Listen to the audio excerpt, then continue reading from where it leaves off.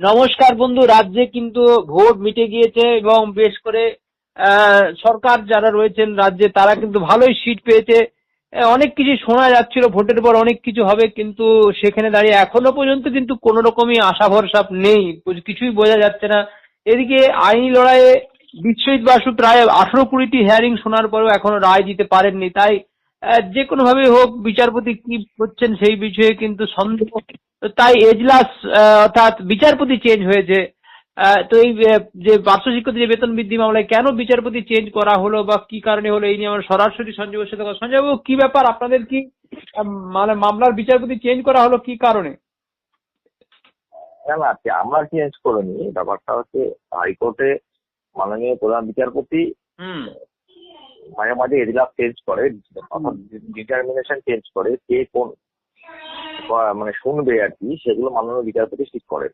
হুম তো এখন থেকে শিক্ষা সংক্রান্ত মামলা আর মাননীয় বিচারপতি শুনবেন না।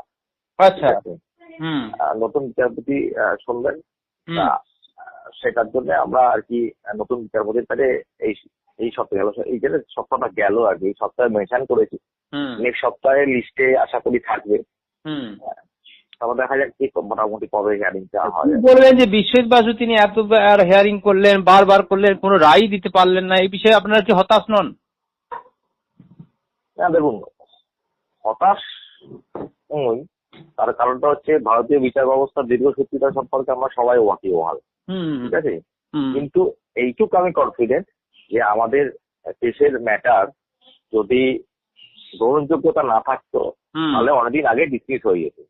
যেহেতু কেসের ম্যাটারটার গ্রহণযোগ্যতা আছে দেখেই আজকে এতদিন ধরে কেসটা চলেছে। উনি রায় দিতে পারেনি, সেটা ওনার ব্যক্তিগত ব্যাপার, বিচারপতির কোনো ব্যক্তিগত ব্যাপারে কোনো মতামত দেবো না। কিন্তু আমাদের কেসের যে গ্রহণযোগ্যতা আছে সেটা প্রমাণিত। সুতরাং নতুন বিচারপতির কাছে গেছে, আশা করি তিনি দ্রুত শুনে বিষয়টা রায় দেবেন। কারণ বেশি কিছু এফিডেভিট দেওয়ার ব্যাপার নেই, কারণ সমস্ত এফিডেভিট ইতিমধ্যে মাননীয় বিশ্বজিৎ বসুর কাছে জমা পড়া মানে ওটা কোর্টের কাছেই জমা পড়া। নতুন বিচারপতি এই সব পেপার পাবেন। সুতরাং আশা করি এইটাই যে অনেক মানে আগে যে সময়টা গেছে সেই সময়টা এখানে লাগবে বলে আমার অন্তত মনে হয়। হুম এ তো গেল আপনাদের আইনি লড়াই, কিন্তু ভোটের আগে আপনারা রাস্তার লড়াইতেও নামলেন এবং সরকারকে সহযোগিতার হাতও বাড়িয়ে দিয়েছেন। এবং সেখানে দাঁড়িয়ে ভোটের আগে অনেক কিছু শোনা যাচ্ছিল যে এই হলো, কিন্তু তারপরে ভোট মিটে গেল, সব চুপচাপ। এই পরিস্থিতি দাঁড়িয়ে কি বলবেন যে ভোটের সময় অনেক বেতন বৃদ্ধির অর্ডার হলো, কিন্তু ভোট কেটে যাওয়ার পরেও কিন্তু রাজ্যের পার্শ্ব শিক্ষক এসএসকে মেসকে চুক্তিভিত্তিক শিক্ষকরা তারা কিন্তু হাউতাস করছেন, তার কিন্তু কোনো উত্তর নেই, কি বলবেন? দেখুন, ব্যাপারটা হচ্ছে যে আমরা ভেবেছিলাম মানবিক সরকার সমস্ত ভিত্তিক কর্মচারীদের যেমন মাইনে বৃদ্ধি করেছেন ভোটের আগে। ঠিক আছে, সেই জায়গায় দাঁড়িয়ে আমাদেরও করা উচিত ছিল, কারণ যে সমস্ত কর্মচারীদের মাইনে বৃদ্ধি হয়েছে তারা আমাদেরকে 12-13 বছরের মানে পরে নিয়োগ হয়েছে, অর্থাৎ এই সরকার আমলে। এবং আপনাদের খেয়াল আছে কিনা জানি না যে এই জানুয়ারি মাসের দিকে একটা অর্ডার বেরিয়েছিল যে 2011 থেকে 2024-এর মধ্যে যারা যারা জয়েন করেছে চুক্তিভিত্তিক কর্মচারী বিভিন্ন দপ্তরে তাদের লিস্ট জমা দেওয়ার জন্য। তখনই কিন্তু আমি বলেছিলাম যে এই যারা এই সরকারের আমলে জয়েন করে তাদেরই হয়তো মাইনে বাড়বে, আমাদের মাইনে বাড়বে না। এটা সত্ত্বেও আমরা চেষ্টা করেছিলাম, সরকারের পক্ষে থাকার বার্তা দিয়েছিলাম, এবং সরকারের পক্ষে থাকার বার্তা যেটা আমরা দিয়েছিলাম তার ফল সরকার কিছুটা হলেও পেয়েছে, যে আজকে এত উৎকৃষ্ট স্থিতি জয়লাভ করেছে। ঠিক আছে, তাহলে এবার তো সরকারের সেই দায়বদ্ধতা থাকা উচিত একটা মানবিক সরকারে। তারা ভোটের আগে সাথে মাননীয় শিক্ষামন্ত্রী বলেছেন যে তোমাদের সমস্ত কিছু রেডি আছে, ভোটের পরে ঘোষণা হবে। তা ভোটের রেজাল্ট ঘোষণা প্রায় 3 সপ্তাহ হয়ে গেল, এখন অব্দি কোনো কিছু লক্ষণ আমরা দেখতে পাইনি। আমার পুরো ব্যাপারটাই নজরে রেখেছি, আমরা ম্যাক্সিমাম জুলাই মাস অব্দি দেখবো। তারপর গণতান্ত্রিক পদ্ধতিতে কোর্টের এবং রাস্তার আন্দোলন দুটোই চলবে, এবং আগামী দিনে আরো বৃহত্তর পর্যায়ে আন্দোলন আমাদের যেতে হবে। সেখানে সমগ্র পার্শ্ব শিক্ষককে অংশগ্রহণ করতে হবে, নাহলে কিন্তু আগামী দিনে সমূহ বিপদ। আপনারা ইতিমধ্যে দেখতে পেয়েছেন যে কেন্দ্রীয় সরকার তার যে শেয়ার 60% শেয়ার সেটা কিন্তু এখনো অব্দি দেয়নি। ঠিক আছে, নবান্ন থেকে চিঠি পাঠানো হয়েছে, কিন্তু এখনো অব্দি তারা ছাড়েনি ওই টিএমসি প্রকল্পে সাইন না করার দরুন। যাই হোক, এটা সব পিএমসি প্রকল্পের সঙ্গে সর্বশিক্ষা মিশনের কোনো সম্পর্ক নেই, এটা আমার ব্যক্তিগত মতামত। ঠিক আছে, যাই হোক, এটা ঘটছে। ঠিক আছে, যার ফলশ্রুতি সোশ্যাল মিডিয়ায় অনেক ছবি দেখা যাচ্ছে, যে সমস্ত নেতৃত্বরা মানে তৃণমূলের মাথা রয়েছেন শিক্ষা সেলের, তারা কিন্তু বারবারই ছবি দিচ্ছেন, সেখানে শিক্ষামন্ত্রীকে ফুলের তোড়া দিচ্ছেন, কিন্তু তারা কি সত্যি এই ধরনের শিক্ষকদের পক্ষে কাজ করতে চাইছেন? শুনুন, ছবি দেওয়াটা অনেক সহজ, ঠিক আছে, কিন্তু মাননীয় শিক্ষামন্ত্রী কিংবা মাননীয় অভিষেক বন্দ্যোপাধ্যায় বা মাননীয় মমতা বন্দ্যোপাধ্যায়কে আমাদের দাবির সপক্ষে কথা বলা বিষয়টা এক নয়। তার কারণটা হচ্ছে, আমি যখন ঐক্যমন্ত্রী ছিলাম তখন কিন্তু মাননীয় মুখ্যমন্ত্রী 2017 সালে বলছিলাম যে আমাদের সংসারটা চলছে না এই টাকায়, ঠিক আছে, এবং আমরা চালাতে পারছি না। উনি তখন বলেছিলেন কেন্দ্র সরকার টাকা দিচ্ছে না, তবুও আমি চালাচ্ছি। যাই হোক, আবার 2018 সালে মাইনে বেড়েছিল। আমি বলছি না যে আমার কথার জন্যই বেড়েছে, কিন্তু এই যারা ছবি তুলে আপনারা সোশ্যাল মিডিয়ায় দিচ্ছেন, এতে তাদের পথ বাড়ার জন্য তারা গিয়ে ওইসব বলছেন। তারা যদি সোশ্যাল মিডিয়ায় ছবির সঙ্গে বলে যে আজকে শিক্ষামন্ত্রীর সঙ্গে কি কথা হয়েছে কিংবা ইয়ের, তাহলে তো পার্শ্বশিক্ষক কিছুটা আশ্বস্ত হবে যে না, কিছু একটা হচ্ছে।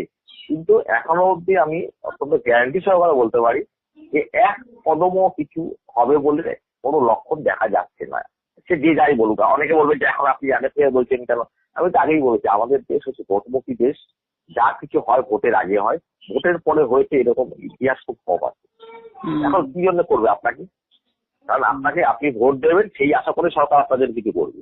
ভোট দিতে গেছে, এখন আপনার দিকে তাকানো তাদের সময় নেই, তাকাবে না, এটাই স্বাভাবিক, ধরে নিতে হবে। সুতরাং এখন কোর্ট এবং রাস্তার আন্দোলন ছাড়া ভরসা নেই। আর সরকারি সংগঠনের যেসব বাহারি নেতা অনেক কথা বলেছিল, দেখুন এখন আর কেউ নেই, মন্ত্রী সব পথে ঢুকে যাচ্ছে। অতএব বন্ধু, অনেকেই খোঁজ নিচ্ছেন যে কি হচ্ছে, কিছু খবর কে বেরিয়ে আসছে, আশায় কিন্তু মানুষ থাকবে, তো উপায় সেটা নেই। কিন্তু আপাতত সেরকম খবর নেই বন্ধু যে আপনাদের মধ্যে কিছু আমরা পরিষ্কার সোশ্যাল মিডিয়ার মাধ্যমে, আপনার চ্যানেলের মাধ্যমে ওপেন সরকারি সংগঠনকে আবার আহ্বান জানাচ্ছি যে আপনারা আসুন, সমস্ত পার্শ্ব শিক্ষক সংগঠন মিলে একসঙ্গে আমরা বসি। ইতিমধ্যে আমরা বসেছি সরকারি সংগঠন বাদে প্রায় সবকটি সংগঠন।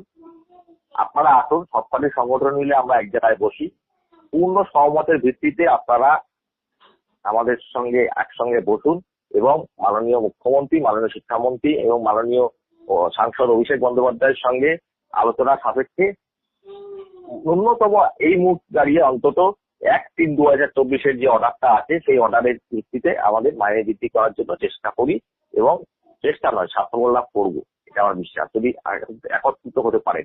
কিন্তু সরকারি সংগঠনের একটা অদ্ভুত ইগো আছে, তার যে কর্ণধার, তিনি নিজেকে আমার পার্শ্ব শিক্ষক মন্ত্রী মনে করেন, ঠিক আছে, তিনি কারোর ফোন ধরেন না, তিনি কথা গম্ভীর কথা বলেন, নিজেকে অনেক বড় মাপের ভাবে, কিন্তু উনি এটা জানেন না যে পার্শ্ব শিক্ষক সমাজে উনার ইমেজ জিরো। কোনো পার্শ্ব শিক্ষক উনার সঙ্গে কথা বলতে পছন্দ করেন না।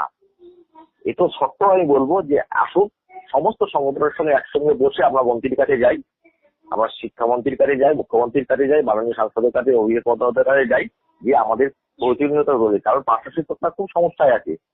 প্রচুর লোকের অভিশাপ কিন্তু আপনি পুরাচ্ছেন, আপনার জীবনে প্রচুর লোকের অভিশাপ লাগছে, ঠিক আছে, ডিবেট করবেন না। এখনো বলছি সময় আছে, চলুন একসঙ্গে সরকারের কাছে যাই, আমরা আমাদের দাবিটা আদায় করে আনি। সরকার যে যাই থাক, কিন্তু দিনের শেষে রাজ্যের চুক্তিভিত্তিক শিক্ষকদের, বিশেষ করে পার্শ্ব শিক্ষক বা এই ধরনের এসএসকে তাদের কিন্তু নুরান্তে পান্তা ফোড়ায় অবস্থা। এই জায়গায় দাঁড়িয়ে যতক্ষণ না বেতন বৃদ্ধি হচ্ছে সেই জায়গায় খুব চিন্তায় উৎকণ্ঠায় রয়েছে। তা বন্ধু, আপাতত এইটুকুনি দেখতে থাকুন টুডে নিউজ চ্যানেল। নমস্কার, ধন্যবাদ। নমস্কার স্যার। হ্যাঁ, নমস্কার।